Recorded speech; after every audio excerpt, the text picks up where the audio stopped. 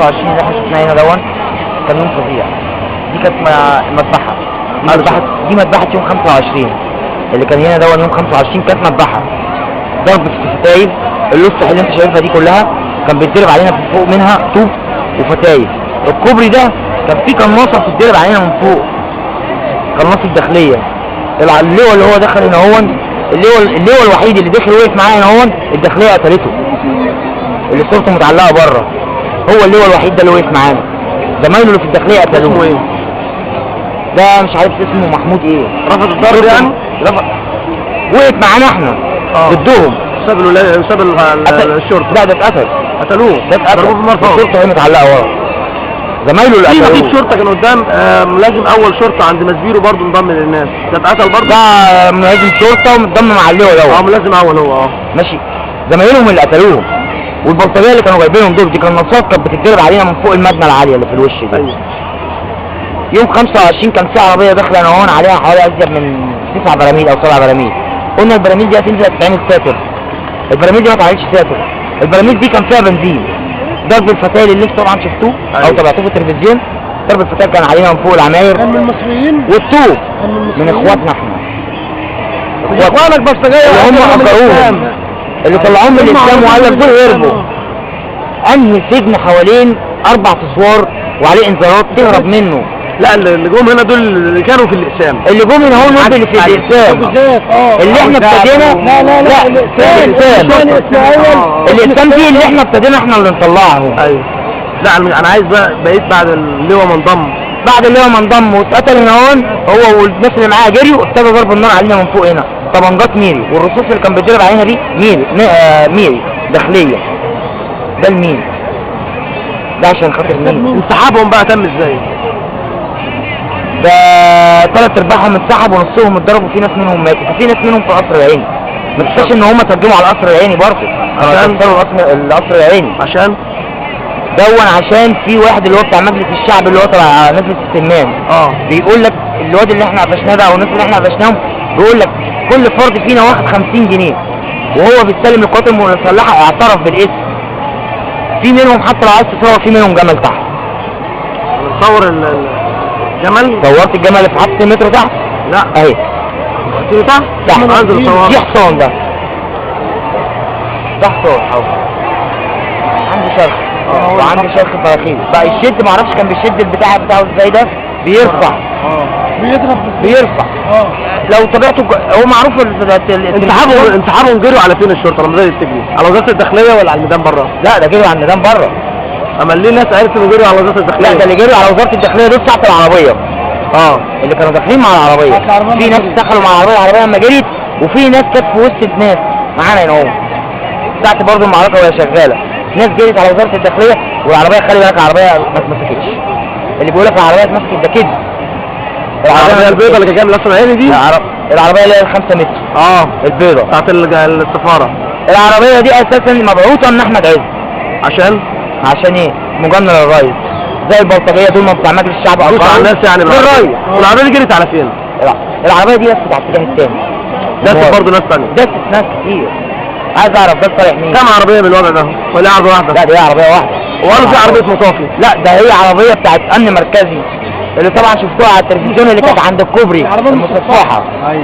دي بقى العربيه دي كان جواها بلطجيه وامراء شرطه، بس لما اتكشفوا العربيه دي بقت تخش تخبط في الناس زي ما شفتوها. جريت بس دي اللي اتمسكت فعلا. واتمسكت فين؟ عند وزاره الداخليه. لصالح مين؟ احنا ما كانتش مطالبنا مش حاجه، مطالبنا بسيطه، مطالبنا مش جامده. الضرب تم على المتظاهرين بعد اشتباكهم مع الحكومه ولا مجرد ان هم بيقولوا سلميه بدأوا هم احنا بنقول سلميه لقينا الضرب نزل. ما احنا مش عارف نصورها بالكاميرا دي بنفس الكاميرا دي نصورها هم بيقولوا سلميه يا استاذ. في ناس هنا هم بيقولوا سلميه وعاملين كده. بصوا للرصاص مفيش رصاص من الخلف. الطلق المطاطي ده لما كان بيتضرب على الناس كان بيحصل لهم ايه؟ الطلق المطاطي دون مبوظ الناس ايه؟ انت تبص لسه هو مصور الناس. عباره عن ايه الطلق المطاطي؟ ده الطلق المطاطي دون عامل زي بينطر فيلي صغير، شفت الخرز البلاستيك بتاع العيال؟ دي الخرطوش اما بيضرب بيطلع منه نظام خرز. ده الخرطوش، ده طلع خرطوش اللي هو بيخش المطاط دي انا شفت الفرق بتاعها، بتاع بلاستيكه حمراء كده، دي بتعمل بيطلع البلاستيك ده بالشقه. المطاط ده عامل زي ريحه معفنه بين الحديد ارحم منه، وبيطلع بيرشق بالشقه بيرشق. ايوه لكن اللي هو الحديد اللي انت بتتكلم عليه ده اسمه طلق خارج. اللي كان معايا في قصر الاستشهاد امبارح منه. انت جبت كام واحد مصاب في القصر العيني؟ سمعت كام رقم؟ الرقم اللي انا سمعته حوالي 460 ده مصابين، ده هنا 21، والتلفزيون ما بيجيبش حقائق، ومدينة الكلام حاليا 150. القتلى قد ايه؟ انت بتتكلم على القتلى ولا المصابين؟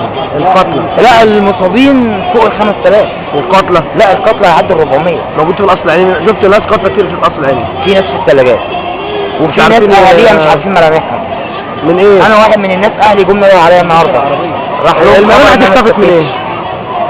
من النيران اللي كانوا بيضربوا فيها حضرتك. يعني كان ضرب مكثف بالطلقات الحيه لدرجه انه ضيع ملامح وش. ما هو ضرب قناصات وضرب نار وضرب حريق، اللي هو البنزين اللي كان بيتضرب عليها. العربيه اللي كانت خارجه من قصر العيني البيضاء اللي كلنا شفناها على النت دي، العربيه دي موتت كام واحد في القصر العيني؟ لا العربيه دي خدت لها فوق ال 250. كام واحد ماتوا منهم؟ اللي استشهد منهم 150.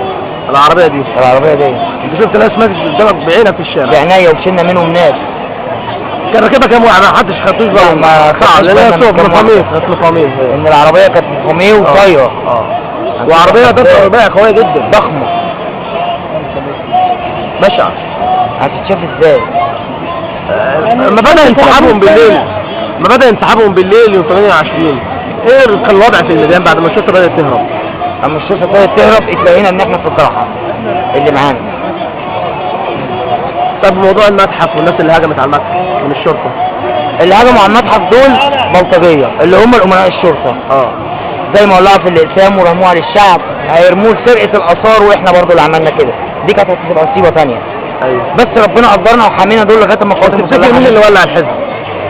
هم برضو لا دي البلطجيه بتاعت الشرطه، هم والمسجلين اللي طلعوهم من الاقسام، هم اللي ولعوا الحزب. انا عايز اقول لك الحزب بالذات اللي ولعوه. انا من السيده زينب. ايوه في توقيت الاسم السيده كان بيولع فيه، كان اسم الضرب الاحمر واسم هيام الشعريه مع بعض، واسم الخليفه واسم الشرابيه كله نفس توقيت كل الاسلام الحزب بتاع الحرميه.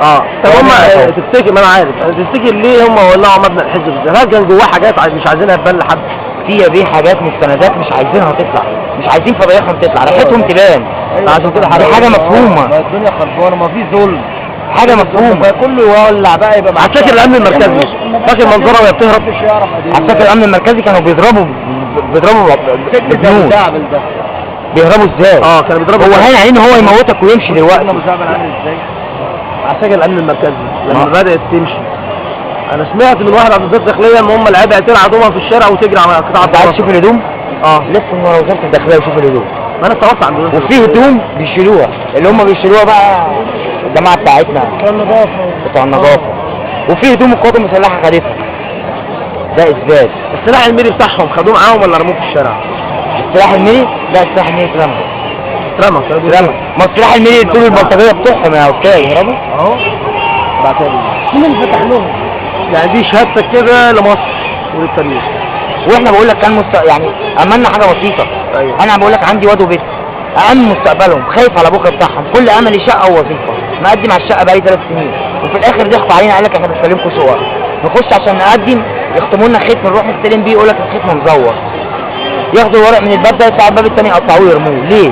لصالح مين؟ تفتكر الداخليه انصعبت عشان ما كانش معاها ذخيره ولا طلع لهم امر انسحاب؟ ايه؟ انصعب عشان ما كانش معاهم ذخيره ولا امر انسحاب؟ ده امر انسحاب، امر انسحاب من وزير الداخليه.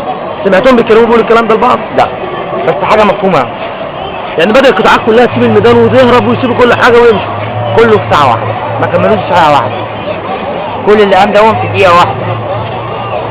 مأموريه نزلت على جميع الاقسام، وفي الاخر عميد شرطه بيقول لي الناس دي مش هيخشوا معتقلات، ومش بعيد ده حمايه، بيقول لي هيفتح لهم قبور. لإيه؟ عملنا ايه؟